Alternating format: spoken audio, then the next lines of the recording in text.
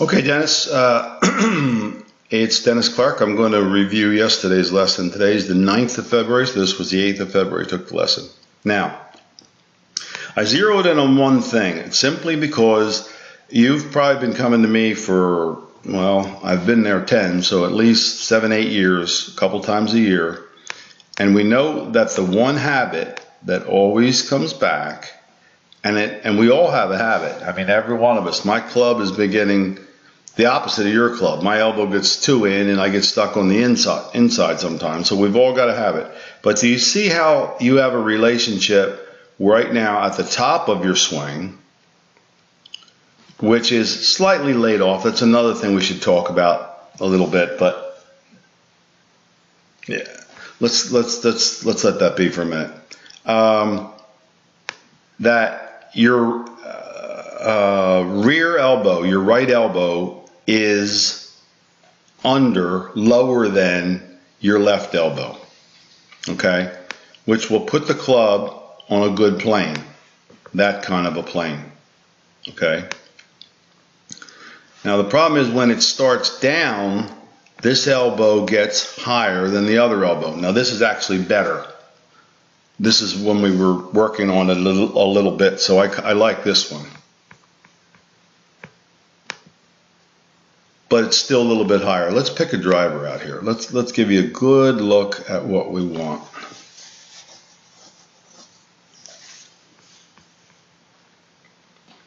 One that you could benefit from by playing regularly. Okay.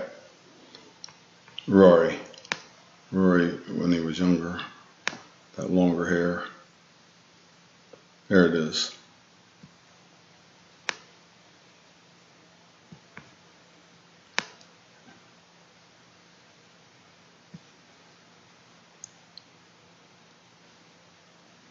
So there's a couple things. The elbows are much closer together, right? Right palm is at the sky, left palm is at the ground. So I got right palm looking this way and left palm looking that way. So you're holding the club more up this way. Now, the reason I'm going to put this on is that he does it like Garcia, like Lee, Trevino used to do to excess. You know, they come in really low on the swing plane. This is why he hits that big, high, hard draw that he hits. That's really low. But that is a lot of control over the club face. It's where I try to get everybody who's a single-digit handicap that I work with, because I'd rather see it lower than I would higher, simply because of the centeredness of contact and the ability to play a consistent draw, which after a certain age, let's face it, we all need. It'll also keep the club inside your hands longer, Dennis, and you won't have it getting out to expose the heel a little bit.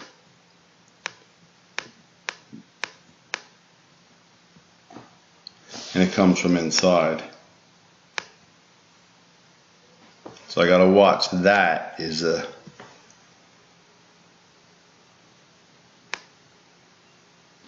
close.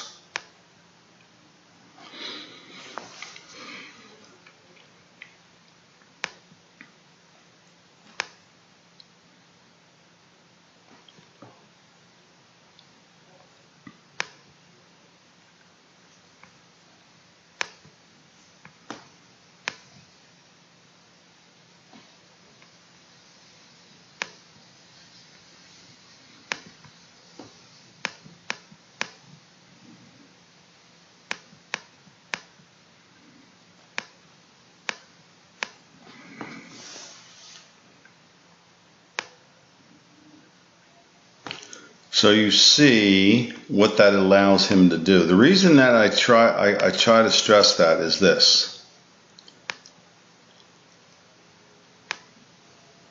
When you get in that position, not only do you expose more of the middle of the club, but you have the complete free ability to turn through the ball. right? So if it starts down a little steep, you're going to make a little bit of an adjustment by what I call forward extension, or humping out at the ball a little bit.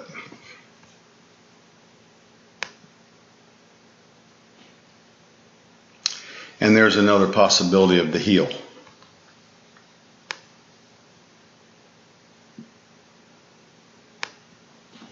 But that little raise of the handle and that little forward extension with the lower body is a result of trying to recover from the steepness of the plane. Do you follow me on that? Yeah, so that's kind of big there.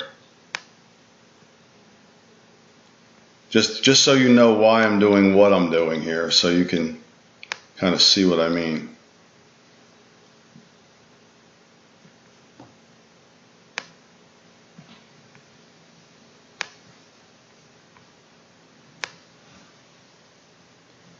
Like a sidearm hit, right? Like a skip, like I said, skipping a stone across a pond.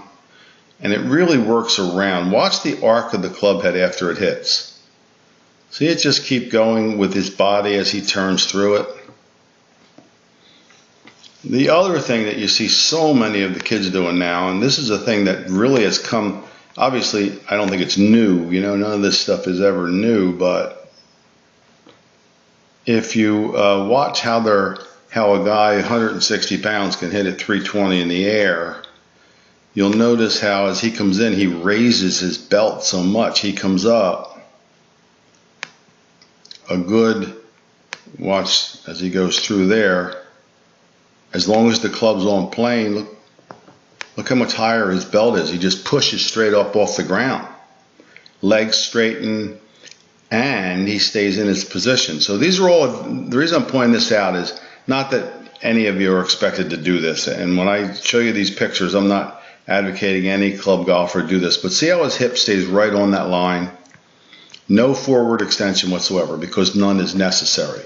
So that's another big advantage when we get this club in the way we want it. All right, so let's go back to our main business here for a minute.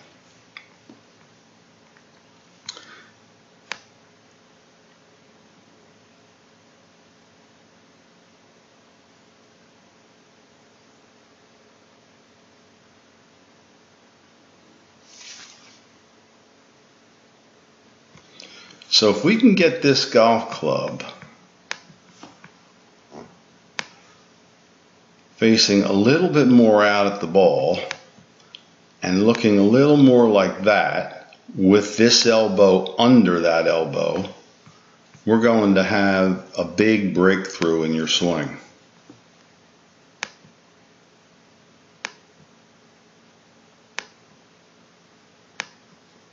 See how you throw it out right there? That's too far outside your hands. Let me show you again. That's what you're doing with your irons too sometimes. You can get toe or heel by doing that. I'll explain that in a minute. But let me see if I get a different model here. Okay, here's a driver from Sergio.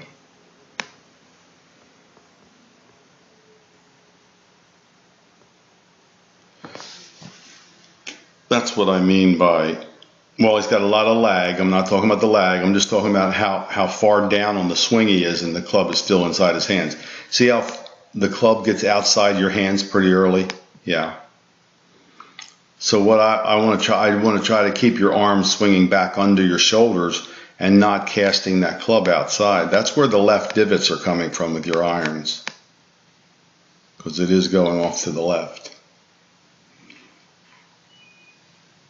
So if I can keep the club, if I can keep the elbows closer and more with the club on plane, we're going to get much less outside the ball than you do.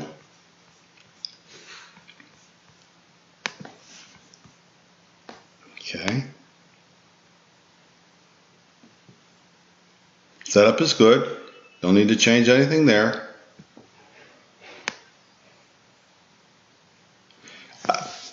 Let me think. I might have moved your left hand over a little bit stronger yesterday, just so you can get, and we might even not keep that there when we follow up with this, but let me see this.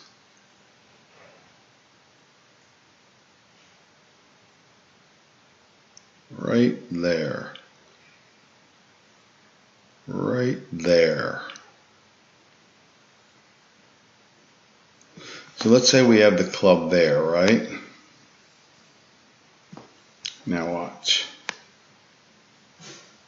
That's what I'd like to get rid of. Love to get rid of that for you. Okay, let's watch an iron. And as I said, the drill that I usually use is to hit balls on an uphill lie. You could use that lie board down my way anytime you want with the ball up above your feet. Like even at knee high, if it kept this elbow under and this club more on a better plane, I mean, it would help you enormously. So we'll get this. There's not a doubt in my mind that we'll get this. But there's no use of even talking about, you know, or teaching you anything else in your swing until you start to feel this a little bit, because I think once you feel it a couple times, for once and for all, you're going to have a big turnaround in your ball striking. And I really think you could go down to the low single digits with more solid hitting. Because apparently you do pretty well around the greens. I've heard people say that. 45. See that difference? That's about 20 degrees steeper than his at that point in the swing. And the club is more open. Okay, his is still looking up here at the sky. Yours is looking over here a little bit this way. See it? Okay, that's when the club gets vertical, it has an opening effect. Now when it comes down, where does it go? It goes outside your hands really, really earlier than it should. Let me bring him down to about this high.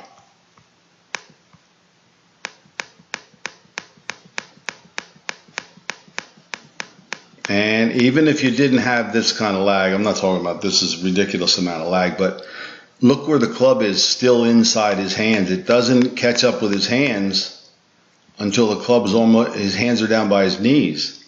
But this is the one that gets outside on us.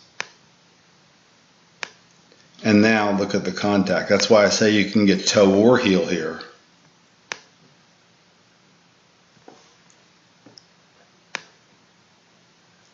And now you can see where the miss face hits go. Watch.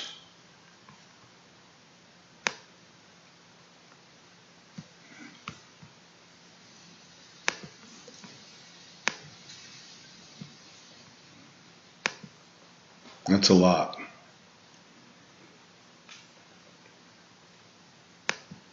That club is on a pretty, it's on a considerably more vertical angle than where you started.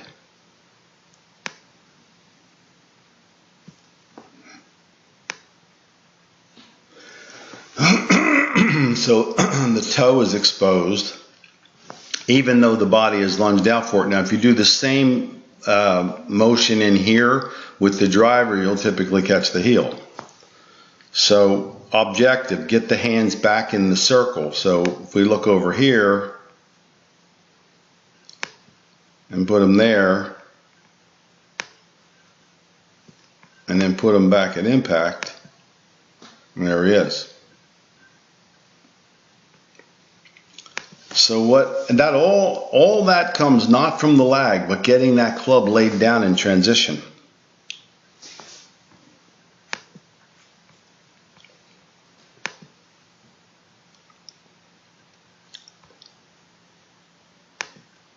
Okay, so we're going to get you.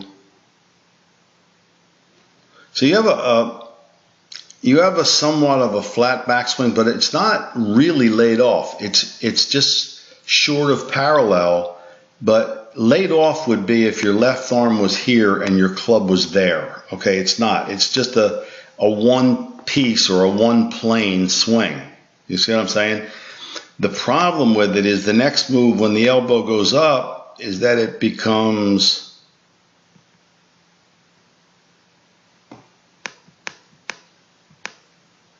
a steeper plane.